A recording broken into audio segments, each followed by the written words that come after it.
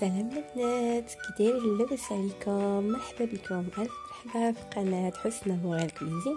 اليوم هزيت كفيفتي وبغيت نديكم معايا تشوفوا دويره في البوشغي حلال اللي حدانا، والحمد لله اللي ما بعدش علينا وكيصوفينا هكا فين ما بغينا شي حاجه كنلقاوها عنده، وكيدير كذلك دي بروموسيون اللي زوينين. وخليكم معايا نجيب لكم دويره معايا، ومن طبيعة نقدم لكم واحد الشهوه في هذا البرد اللي كندير على طريقتي وكتجي جد لذيذه. خليكم معايا وهانتوما معايا كما كتشوفوا هاني غدا في الطريق، وهانتوما شوفوا الجو كي داير، كاين شويه ديال الشتاء والجو مضبب ومغيم. هنا لا هكا في وقت البرد كيكون اغلبيه الوقت هكا، وان شاء الله تنتسناو تجينا الشميشه ويجينا ثاني الربيع ونستمتعوا بالربيع. وهذه هي الدخله نتاع البوشغي حلال اللي كنتقدم من عنده. كيتواجد في السوق ديال الجمعه في لازيب. وهانتوما كما كتشوفوا كيتواجد عنده جميع ما نحتاجه من توابل، وكاين كذلك المناضه نتاع البلاد اللي كناخذوها فين ما توحشنا ريحه البلاد كنجيو ناخذوها. وعنده كذلك مواد تركيه بحال اجبان تركيه وهذاك السوسيسون تاع الترك، ومهم حوايج الترك، حاجه نتاع المغرب والحاجه ديال الجزائر. الحمد لله عنده كل شيء تايب بشكل انواعي. وعنده كذلك تيتواجد حتى الكسكس والدقيق بشتى انواعه، الدقيق القمح الكامل والدقيق نتاع الصلب القمح الصلب. وكما كتشوفوا الحمد لله كل شيء عنده، وكذلك عنده الجوده ونلقاوها حتى هي اللي كل شيء كيقلب عليها، كل شيء عنده الحمد لله. وكيتواجد عنده حتى اللحوم كل ما نبغيو الحمد لله كنلقاوها عنده. كما شفتوا معايا عنده حتى المنتوجات نتاع المغرب حتى هي كتكون، ومنتوجات جزائريه وتركيه. المهم كل بلاد داير ليها شويه باش حتى واحد ما يبقى فيه الحال.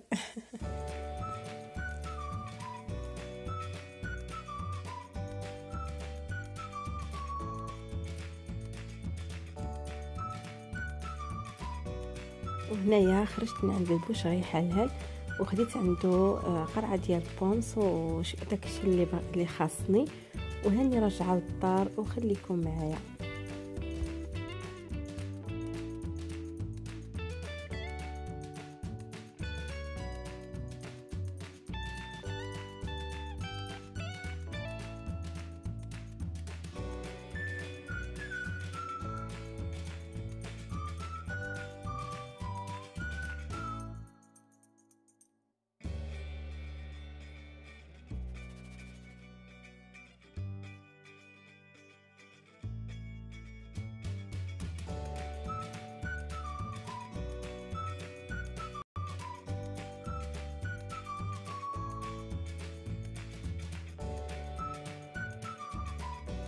وهذه هي الأكلة اللي بغيت نشترك معكم، البصارة بالجلبنة اليابسة والفول اليابس. كتجي فعلا جد رائعة على هذه الطريقة اللي غادي نقدم لكم. صراحة أنا كتعجبني بشوية ديال التوابل. وكذلك أنا عملت هنا الجلبنة غالبة على شوية ديال الفول وغسلتهم مزيان مزيان. وخليكم معايا حتى نوريكم الطريقة باش غادي نقدمها، كتجي لذيذة وجد رائعة. كناخذوا كوكوس كنديروا القياس ديال الماء اللي غادي تطيب لنا فيه البصاره، وكنزيدوا عليه كذلك قليل من الزيت. انا راني درت زيت روميه وكنزيد عليها زيت الزيتون من بعد، وكندير شويه ديال الملحه وشويه ديال الابزار، وكذلك كنزيد عليه الخرقوم شويه ديال الخرقوم البلدي، وكنزيد كذلك شويه ديال الفلفل الاحمر الحلو والفصوص ديال الثوم. كناخذ جوج ولا ثلاث الفصوص ديال الثوم كنقطعهم وكنلحهم مع هذا الشيء وصافي. هذا هو. والكمون كذلك، هذا الكمون ما نساوش ولكن ما كثروش منه باش ما يعطيناش المراره. كندير واحد ملعقه صغيره، وهذه ملعقه صغيره ديال الفلفل الاحمر، وجوج فصوص ديال الثوم كنقطعهم كما قلت لكم وصافي. هذا هو الاساسي. وكنسدو عليها الكوكوط ونخليوها تطيب، ومن بعد غادي نتلاقاو باش نطحنها معكم.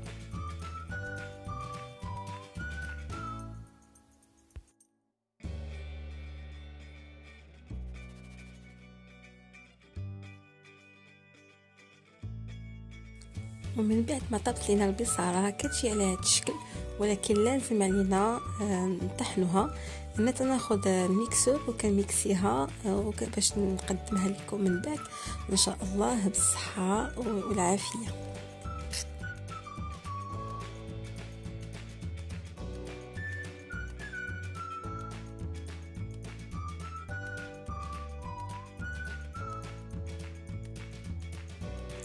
وهذه هي النتيجة النهائية ديال البصارة، كتجي على هذا الشكل جد رائعة.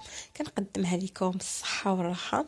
كندير عليها من الفوق زيت العود، زيت الزيتون، وشوية شوية ديال الكمون وشوية ديال الفلفل الأحمر الحلو، ونقدر قدمتها مع واحد شوية ديال المركز وبومس وخبز الدار اللي صراحه انا كنبغيها دائما. الا بغيت ندير البصاره ضروري كنعجن واحد الخبيزه واخا غير وحده، المهم انا ضروري ناكلها بالخبز ديال الدار. كنتمنى تجربوها وتعجبكم بهذه الطريقه.